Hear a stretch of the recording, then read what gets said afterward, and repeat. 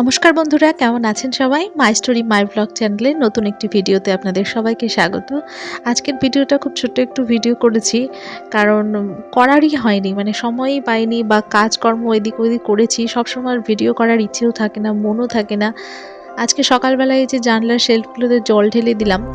এখন প্রতিদিন জল ঢালা হয় না, কেন কি জানলাটা সবসময় বন্ধই থাকে, কারণ আমাদের এই জানলা দিয়ে এত ঠান্ডা হাওয়া আসে। শীতের দিনে ঠান্ডা হাওয়াটা বেশি হয়, আর গরমের দিনে যখন খুলে রাখি তখন যেন হাওয়াই ঢোকে না ঘরে। তো এখানে আমি আবার সৃষ্টিকে একটু চ্যবনপ্রাশ দিয়ে নিচ্ছি। ও এটা মাঝে মাঝে খায়, আবার মাঝে মাঝে খায় না। কখনো ওর টেস্টি মনে হয়, কখনো আবার ভালো লাগে না। আর আমি তো এটা এখনো পর্যন্ত খেয়েই দেখিনি। মানে কোনো এক কালে হয়তোবা টেস্ট করেছিলাম, তারপরে জানি না কেমন খেতে, কিন্তু আমার ওটা দেখেই পছন্দ হয় না। তো এইখানে দেখুন, সারাদিন কোনো ভিডিও না করে চলে এসেছি একদম সন্ধেবেলায়। এখানে এই যে দেখতেই পাচ্ছেন আমাদের খাবার দাবার, আর পিঠেটা মা নিয়ে এসছে। এই যে নারকেলের দেখতে পাচ্ছেন, এটা নারকেল আর কুলি পিঠে, এটা মা এসছে একটু আগেই, মা আসলো। তো মা এগুলো বানিয়ে নিয়ে এসছে। তো বিকেলবেলায় এগুলো আমরা টিফিন করে নিচ্ছি, কারণ মা যখন আসে তখন কিছু না কিছু নিয়েই আসে। আর শুধু মানে খাওয়ার জিনিস না, আমি বলেছি যে এবার খাওয়ার জিনিস কিছু এনো না। তো শুধু খাওয়ার জিনিস না, এই যে সৃষ্টির জন্য এবার মুজো নিয়ে এসছে। যখনই আসবে সৃষ্টির জন্য কোনো না কিছু জামা কাপড় কিছু না কিছু নিয়ে আসবে। তো সব সময় এত জিনিস আনার কোনো প্রয়োজন হয় না, আর ওর যথেষ্ট মুজো আছে, তাও এই যে নিয়ে আসবে।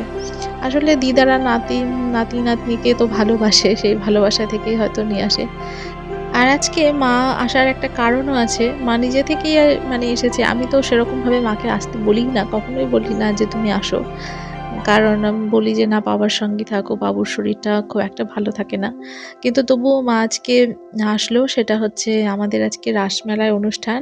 আর যখনই আমাদের এরকম কোনো প্রোগ্রাম হয় বা আমাকে স্টেজে থাকতে হয়, মার চিন্তা হয় সৃষ্টিকে নিয়ে। তাহলে সৃষ্টি কোথায় থাকবে, সৃষ্টি কার কাছে থাকবে? মা মনে করে আমি গেলে সৃষ্টিকে আমি রাখতে পারবো, তাহলে ওর কোনো অসুবিধা হবে না। এই জন্যই মা ছুটে চলে এসছে। তো সরাসরি একদম রাসমেলার ভিডিও আপনাদেরকে দেখাবো। কলেজের সম্মিলিত প্রচেষ্টায় আয়োজিত সঙ্গীতানুষ্ঠান গাজল রাস উৎসবে রাধা কৃষ্ণের রাসলীলাকে কেন্দ্র করে আয়োজিত আমাদের এই প্রচেষ্টা আশা করি সমস্ত দর্শকবৃন্দ উপভোগ করবে। তাই প্রথমেই সমস্ত দর্শক তথা শ্রোতাবৃন্দকে প্রণাম জানিয়ে এবং সর্বোপরি রাধা গোবিন্দকে প্রণাম জানিয়ে আমরা আমাদের অনুষ্ঠান শুরু করতে চলেছি। সৃষ্টিকে খুব সুন্দর করে সাজিয়েছিলাম, কিন্তু মানে বাড়ি থেকে বেরোনোর সময় আমার খেয়ালই থাকে না যে একটু করে ভিডিও বানিয়ে নিই, বা আমি যখন রেডি হয়েছি তখন একটু ভিডিও করে নিই। এই খেয়ালগুলো মাথায় আমার এখনও ঢোকে না। মানে এতদিন থেকে ভিডিও করছি, অথচ এই জিনিসটা মনেই হয় না যে এটা করা দরকার। কারণ যারা ভিডিও বানায় না, তাদের কিন্তু নিয়মিত এই জিনিসগুলো তারা খেয়াল রাখে যে কখন কখন ভিডিও করতে হয়। তো সে যাই হোক, ওগুলো করা যখন হয়নি, তখন স্টেজের উপরে আমি এই যে দাঁড়িয়ে কিছু বকবক করছি, সেটাই আপনাদের শুনিয়ে দিই। আর সেই সঙ্গে একটু একটু গানও শুনিয়ে দিই, যে কোরাসে যে গানটা হয়েছিল সেটা আপনাদেরকে একটু শুনিয়ে দিই।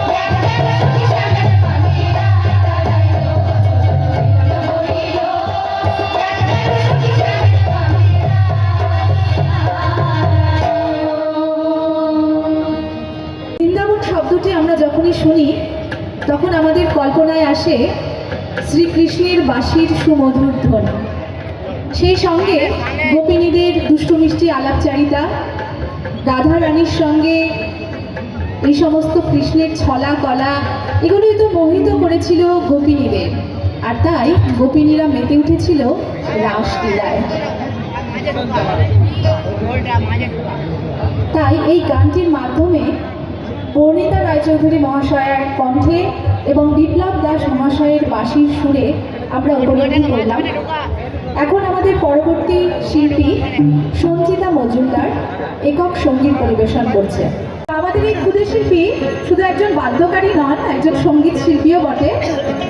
তাই সঞ্চিতার সঙ্গে আমাদের এই ক্ষুদে শিল্পী প্রয়াস আপনাদের গান শোনাবে।